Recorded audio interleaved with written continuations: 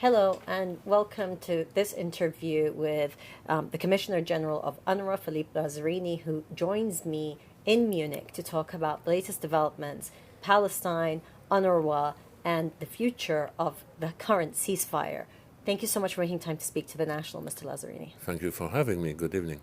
Good evening. So, of course, we meet at a time when the ceasefire still holds, but there are concerns it may not. Will the ceasefire be able to hold, and do you think we'll be able to get to the next phase? We definitely all hope that the ceasefire will hold. It is true it is a very fragile ceasefire. Even a few days ago we didn't know if it will hold until today, and we were very much relieved when we saw that the 3 hostages have been released today, and also hundreds of Palestinian detainees, which means that we are going now to the next phase of release of hostages and detainees, and I hope that this time will also be dedicated to prepare the second phase of the ceasefire. Now, one of the critical elements that everybody was waiting for with the ceasefire is the ability to allow aid into Gaza. So thousands of trucks have gone in, over 1,750 of them are from UNRWA that have gone in so far. How substantive is that aid? How much more needs to go in? Can you explain to us the process of the aid getting delivered? I mean, since the beginning of the ceasefire on the 19th of January, the number of trucks entering into Gaza has increased at least by tenfold. And in average, there are 500-600 trucks. I think today there were even 800 trucks. That shows one thing, that if there is a political will, we can bring aid at scale in the Gaza Strip. Now, one of the impact has been that the food brought into Gaza has allowed to prevent a deepening of hunger, and has prevented a situation of famine that the humanitarian community was extremely worried about. Is this enough? No, it's not enough. The needs are absolutely immense in Gaza. During the ceasefire, people have also been allowed to move around, to go back to their place of origin, and many of them realize that the house they have built, all the saving of decades have just gone, and these people feel just devastated. So more needs to be brought. Of course, in the future, what is required is a rehabilitation and a reconstruction plan for the Palestinians in Gaza. Now, the future is very uncertain. We've had U.S. President Donald Trump speak about owning Gaza, that the Americans will rebuild it. There's a lot of confusion. What is your take on the situation of what the future of Gaza will look like, especially when it comes to reconstruction and people being able to rebuild their lives? The future is extremely uncertain for the time being. First, we don't know if the ceasefire will hold, and this is the reason why all the attention has to be put on the consolidation of the ceasefire and to allow it to go from stage 1 to stage 2 to stage 3. Then the future also seems to be uncertain depending on the plan for Gaza. We have indeed heard about a possible reconstruction plan, but without the Palestinian, with the Palestinian being forcibly pushed out from their homeland. But we also hear about a plan coming from the region with the Palestinian to rehabilitate and reconstruct Gaza. I personally hope that the ongoing political process, like the one currently being led by Saudi Arabia with the support of the European Commission and the Arab League, to genuinely invest in a political process addressing the question of Palestine, that this takes off, because if it takes off, that would also allow an agency like ours to be a real asset, focusing on delivering education and primary health, while at the same time building the capacity of a future empowered Palestinian institution. But are you able to do that, given the Knesset's law, you personally have been targeted in terms of the Israeli government saying that they do not want you to enter Gaza. You've not been able to get to the West Bank. How is UNRWA able to operate and deliver on these very important missions? First, what is a choice? And here we have to decide. If UNRWA collapses, what is the alternative? This would create a vacuum. And if we create a vacuum, what does it mean? That means that hundreds of thousands of girls and boys in the Gaza Strip, but also in the West Bank, will be deprived of education. And their only school would be to live in the rubble, being deeply traumatized. This is nothing else than a recipe for sowing seeds for more despair and for more extremism. Now, the alternative, and here we have to choose, is we should shift into a transitional mode. We should be genuinely invested in a political process, and here UNRWA can become a real asset in being part of such a process, in building the capacity of Palestinian institutions. So at the end of the process, we have an alternative, we have a recipient which can take over these activities. Now, it is true that with the Knesset bill, our operating environment is becoming more and more difficult, but the Knesset bills do not prevent the agency to provide critical services in the West Bank and in the Gaza Strip. Today, our schools are still operating in the West Bank, our health centers are still operating, and the same in Gaza. Since the beginning of the ceasefire, we have reached more than 1.5 million people when it comes to food assistance, but we have also about 18,000 people a day coming to our health center.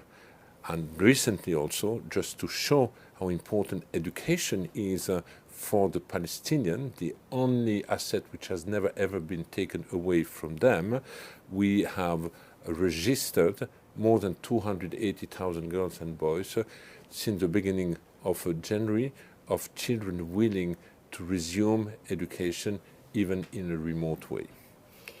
Your point about a remote way is important because, of course, UNRWA schools, in part we used in shelters and some were also bombed. So how many of them can actually go back to operating? Yeah, you have different stages. The top priority is to bring back the children in a learning environment. Today, we are providing psychosocial support to the children, and we have a number of spaces where the basic of the education is again provided to the children. But this needs to be complemented by remote education. But meanwhile, our priority, once rehabilitation or reconstruction will start in Gaza, will be to rehabilitate the school. But this will be a staged approach. But what the children cannot wait is to go back into a learning environment. For the rehabilitation and reconstruction, as you said, there is this Arab plan with support from different international partners. Is that how you envision the reconstruction of Gaza happening, through Arab support? I think we will see that there is a political process, but there is also a reconstruction plan, which will be, I guess, revealed in the coming weeks. This certainly will end up after that with a reconstruction conference. But again, all this right now is speculative, but a lot of reflection is being put in this direction. Are you able to operate in any way in East Jerusalem?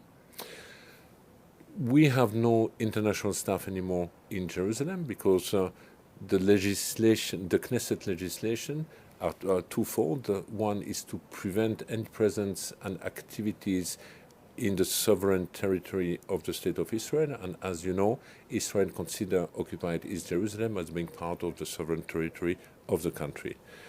That impacts primarily our operation in East Jerusalem. We have no presence today anymore at the headquarters, which is located in Sherjah in East Jerusalem.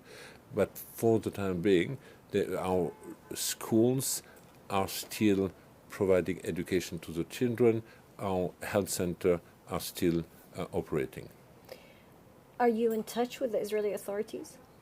As you know, the Knesset bill prevents any contact between UNRWA and the Israeli authority, so there is no contact anymore. It's a no-contact policy, it's a no-contact bill. Are you in touch with the U.S. administration?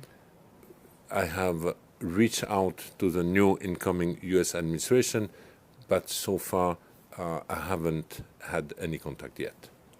But you would like to? Absolutely. Okay, I want to ask you about funding, because of course funding was a problem for UNRWA previously, but is even more so now. What is the status of the funding? The funding is still hand to mouth. I have absolutely no visibility. Today the funding remains an existential threat, and this is further compounded by the massive political attack the agency is under, political attack aimed at dismantling the agency, and through the dismantlement of the agency, aimed at stripping the Palestinians from the refugee status. So the funding issue is political. It's not just a matter of resources not being available. So what can be done? What are your plans now to try to tackle the funding issue, which has very real consequences for Palestinians, not only in Palestinian territories, but of course in Jordan and Lebanon? You're right. Ultimately, the funding issue is a political issue, because if there is a will, the funding can be made available. The plan today is really to bring the mandate of the agency within a political framework, to a political framework which would clearly delineate what UNRWA can deliver, that the agency be considered as an asset and as being part of the solution of a future political solution. And here I believe that the agency has a lot to provide when it comes to delivering education, delivering primary health, delivering also social safety net, while at the same time contributing to build the capacity of future Palestinian institutions. And the long-term future, once there is a Palestinian state, do you see a time when UNRWA will not be needed? Absolutely, and that should be the aim. We should now shift gear into a transition mode, and it is time now that the temporary nature of the agency was supposed to be retrieve really its temporary nature. We have been temporary for 75 years, a lasting temporary. That should be over. And that is the reason why it is so important that the UNRWA be part of any political process. Here in Munich, Sigrid Kaag warned that we might get to a point that there won't be a Palestine, rather than not having an UNRWA because there is a Palestinian state. We're in a position where there won't be a Palestine, particularly because of the developments in the West Bank. And with all the focus on Gaza, often the West Bank is forgotten. Do you worry we come to a point that there won't be a Palestine? There is a risk. There is a risk that there wouldn't be a Palestine. There is a risk of annexation of the West Bank. There is a risk that the West Bank become what we keep hearing, Judée-Samaria, part of a greater Israel. That would indeed be the end of the aspiration of the Palestinian for self-determination. It would be the end of a two-state solution, and this is the reason why we have to redouble our commitment today to be genuinely committed to a political process. So how do we stop that from becoming a reality, that Palestine is no more? I think we have to be serious with the alternative to be brought on the table. We have to make sure that addressing the Palestinian question is also part of the broader ambition to promote stability and normalization in the region.